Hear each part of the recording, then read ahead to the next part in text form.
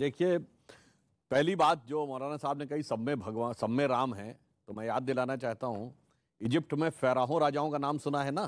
जाके चेक करिएगा, फ़राओ डायनेस्टी का पहले राजा का नाम क्या है? राम से। सोचिएगा, राम से में राम कहां से आ गया? जॉर्डन रिवर, खूब इजराइल और फिलिस्तीन की लड़ाई होती है, जॉर्डन रिवर के वेस्ट बैंक पे बहुत बड़ा इजिप्ट का शहर है राम अल्लाह। अल्लाह समझ में आता है, राम कहां से आ गया उसमें? इसलिए राम सब जगह हैं, चाहे इधर देखिएगा ईस्ट में या वेस्ट में दिखाई पड़ेगा, लेकिन अपने घर पे उनको। मगर अब मैं एक सियासत का जवाब देता हूं और नए वर्ष का। देखिए, जो मौलाना साहब ने सियासत की बात की, देखिए प्रॉब्लम क्या है कि कुछ लोगों के माइंडसेट इस ढंग से भरने का प्रयास किया जाता है। मोदी जी ने तो सबका साथ सबका विकास की बात कही। हमने जो निर्धन लोगों के लिए, वंचित लोगों के लिए योजनाएं दी हैं, 70% अल्पसंख्यकों का कोई ना कोई परिवार ने किसी न किसी योजना का लाभ जरूर लिया है।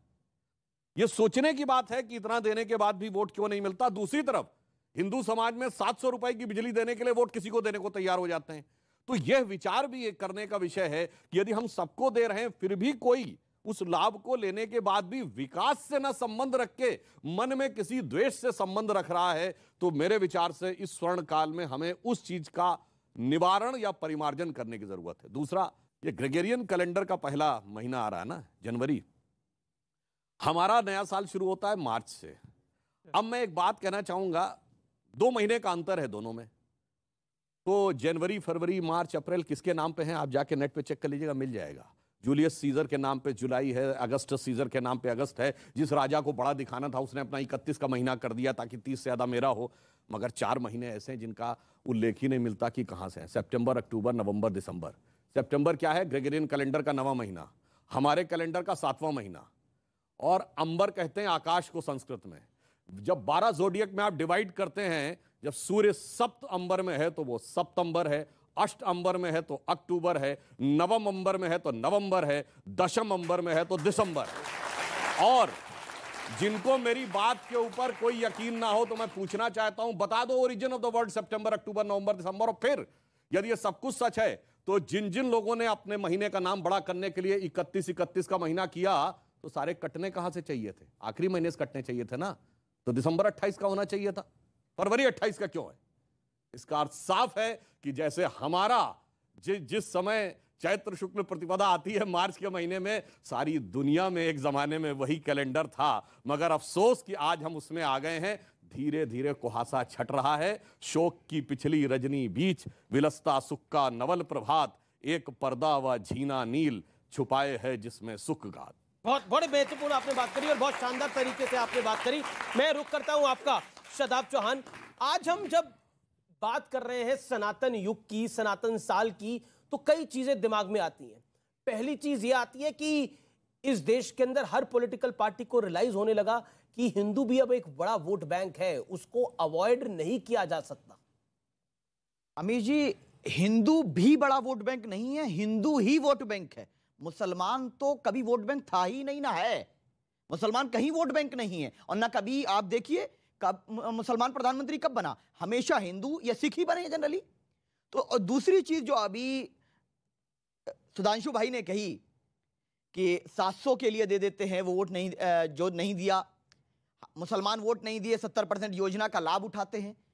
भारत का हर नागरिक टैक्स देता है, और नरेंद्र मोदी जी या योगी जी या कोई और अगर जनता की सेवा करता है तो अपनी प्राइवेट प्रॉपर्टी से नहीं करता है। हम सब से टैक्स लेकर के जनता की सेवा करना ये उसका कर्तव्य है। अगर वो नहीं करता है तो अपने कर्तव्य के खिलाफ जा रहा है। तीसरी चीज, स्वर्णिम साल, जहां बेटियों की इज्जत, रोजाना 10 से ज्यादा बलात्कार की घटनाएं हर 6 घंटे में हो जाती हो, क्या वो स्वर्णिम साल हो सकता है? जहां किसान परेशान हो, जहां युवा रोजगार के लिए परेशान हो, जहां दलितों को आज भी घोड़ी ना चढ़ने दिया जाता हो, जहां मुसलमान अपनी इबादत गाहों के लिए, जान के लिए भीख मांगते हो, बेटियों को कहीं टुकड़े कर दिए जाते हैं, कहीं मार दिया जाता है, वो स्वर्णिम साल कैसा हो सकता है? जहां चाइना कब्जा करता है वो स्वर्णिम साल कैसा हो सकता है?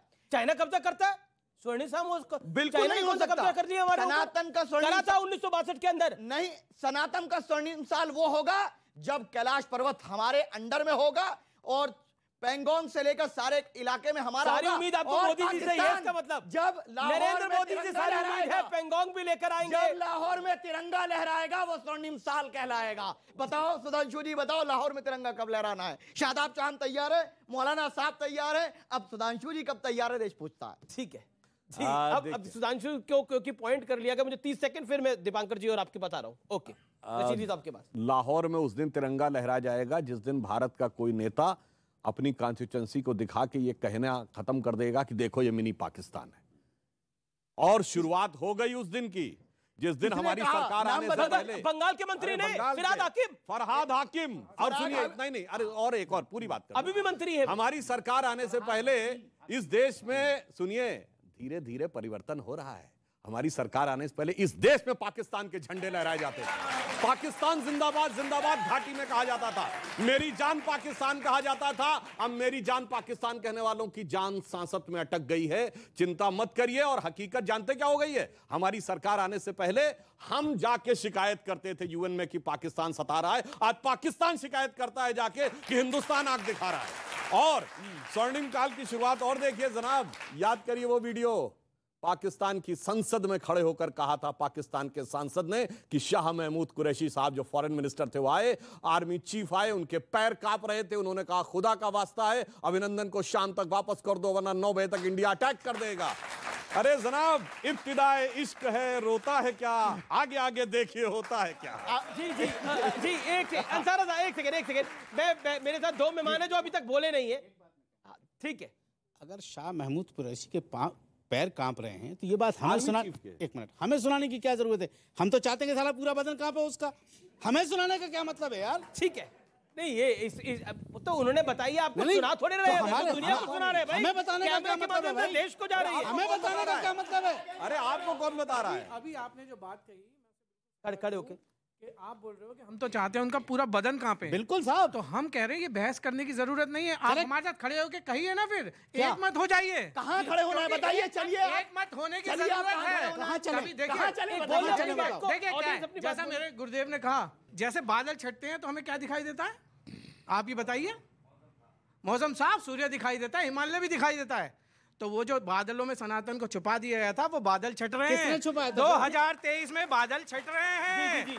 और आपने बोला कि वो पूरा कांपेंगे, वो पूरा कांपेंगे। आप जो अभी हम बोल रहे हैं, आप सब एक सुर में बोलिए। जी, ठीक है, रशीदी साहब और स्वामी दीपांकर। रशीदी साहब, अब आप अपनी बात को रखिए। देखिए, एक तरफ अयोध्या की बात हुई, काशी और मथुरा की भी बात हो रही है, आप कैसे देखते हैं? आपका वक्त है ये। देखिए, अभी भाई ने भी कहा बादल छटे हैं। मैं ये पूछना चाहता हूँ सभी लोगों से, पिछले 65-70 सालों में क्या मुसलमान की हुकूमत थी? सनातन छिप गया जिसमें, मुसलमान की तो नहीं थी 65-70 सालों में। सुन लीजिए सर, मैं बोल लूँ पूरी बात। जी जी जी प्लीज। मैं उस वक्त भी हिंदू थे सरकार के अंदर, आज भी हिंदू हैं। अब दोष मुसलमान का तो नहीं है अगर सनातन छिपा हुआ है। सवाल ये है सबसे बड़ा कि इस देश में सनातन का अच्छा सबसे साल वो हो सकता है जिसमें कोई आदमी भूखा ना सोए, जिसमें कोई आदमी बेरोजगार ना रहे, जिसमें सबको अच्छा स्वास्थ्य मिले, जिसमें सबको अच्छी एजुकेशन मिले। वो सबसे अच्छा साल हो सकता है। क्योंकि राम के चरित्र को जब हम पढ़ते हैं तो रामराज ये नहीं है कि आप तोड़िए मस्जिदों को। रामराज ये नहीं है। किस मस्जिद को तोड़ा? बाबरी मस्जिद को तोड़ा 1992 में। सारी दुनिया ने देखा। उसको तो कोर्ट ने भी नहीं माना मस्जिद। सर कौन कह रहा है? सुप्रीम कोर्ट ने। अब सुनिए, सुप्रीम कोर्ट ने फैसला देते हुए 4 मुख्य बिंदु पर बात की। उन्होंने कहा कि हमें ऐसा कोई साक्ष्य नहीं मिला जिससे मंदिर सर 30 सेकंड में कर रहा हूं कि जिससे यह साबित हो जाए मंदिर तोड़कर मस्जिद बनी। उन्होंने कहा कि 1949 में मूर्ति जो रखेगी वो चोरी से रखेगी। उन्होंने कहा 92 में जो बाबरी मस्जिद तोड़ी गई इनलीगल तोड़ी गई। उन्होंने कहा जो लोग इस कॉन्स्पिरेसी में शामिल थे उन पर सजा होनी चाहिए। तो ये सारी चीजें जब कोर्ट कह रहा है तो आप कैसे कह सकते हैं बाबरी मस्जिद नहीं टूटी? सारी दुनिया ने देखा है, उसका तो साक्ष्य मौजूद है कि राम सेवक के नाम पे, राम के नाम पे जिस तरह से चढ़ाई की गई, राम तो ये नहीं चाहते। राम का चरित्र तो ये नहीं है कि आप मस्जिद जाके अयोध्या में रामलला का मंदिर नहीं बनना चाहिए, तो कहां बनना चाहिए? नहीं, राम का चरित्र ये नहीं है। जो लोग ये कहते हैं कि राम का चरित्र ये भी नहीं है कि वो राम के नहीं हो सकते, तो उसको छुड़वाया ना जा सके। भाई साहब, ये राम का चरित्र भी नहीं है। कोर्ट से मंदिर पूरी तोड़ के मर्यादा नहीं के बनी साथ मस्जिद। अगर कुछ आप कोर्ट को नहीं मानते क्या? क्यों कोर्ट को ही तो माना, कोर्ट ने कहा, देश ने सुप्रीम कोर्ट ने कभी कहा कि मस्जिद नहीं कहा, विवादित ढांचा का सुप्रीम डिस्प्यूटेड कोर्ट ने कहा कि मंदिर कोर्ट नहीं ने टूटा। सदैव डिस्प्यूटेड अब स्ट्रक्चर वर्ड यूज अच्छी किया बात है, जानी बाबरी नहीं मस्जिद वर्ड नहीं मैं यूज तो किया। अच्छी बात सही बात जानी बोल नहीं रहा हूं, है। मैं मुझे और भी पता है। बातें दिखाऊंगा। स्वामी दीपांकर, आप बोलिए अपनी बात को। मैं एक बात कहना चाहता हूं, 2022 जा रहा है, 23 आ रहा है, हालांकि हमारा साल नहीं है। सुधांशु भाई ने ठीक कहा, मगर दुनिया बनाती है, बहुत शुभ हो आप सबको। मगर 2022 में कहीं कुछ मिस्टेक रही है तो इसकी कतई अपनी आदत डाल लो, हम 23 में भी ऐसे ही रहेंगे।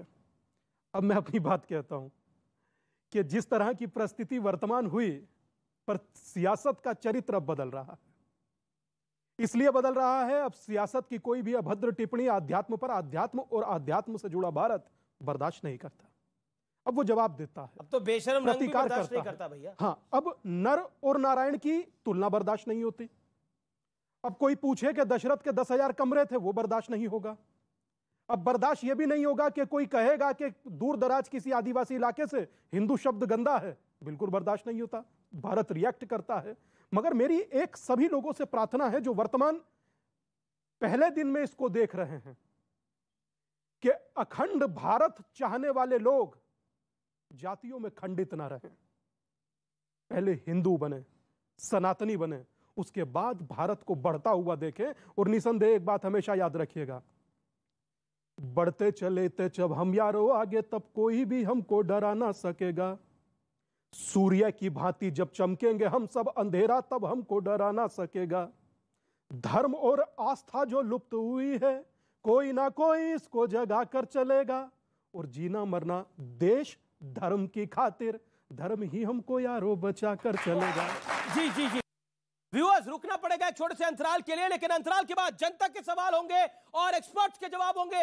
आप देख रहे हैं सनातन आस्था का स्वर्ण साल 2023। ब्रेक के बाद हाजिर होते हैं।